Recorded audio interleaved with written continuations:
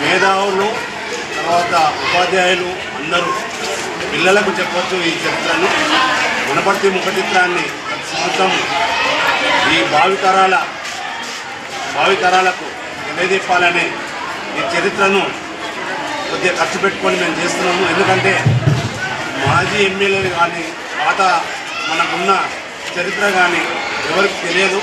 వచ్చిన వాళ్ళంతా ఈ క్యాలెండర్ చూసి చదివి ఒక అర్ధగంట పడుతుంది మొత్తం చదివి తెలుసుకోవచ్చు. నేను ప్రతి సంవత్సరం ఇక్కడ హై స్కూల్కి వచ్చి ఫస్ట్ ఇక్కడనే చేస్తున్నాం. మేము ఖచ్చితంగా దీన్ని అందరూ చూసి పిల్లలకు నేర్పించాల్సిందిగా కోరుతున్నాను. ఉపాధ్యాయులకు ధన్యవాదాలు.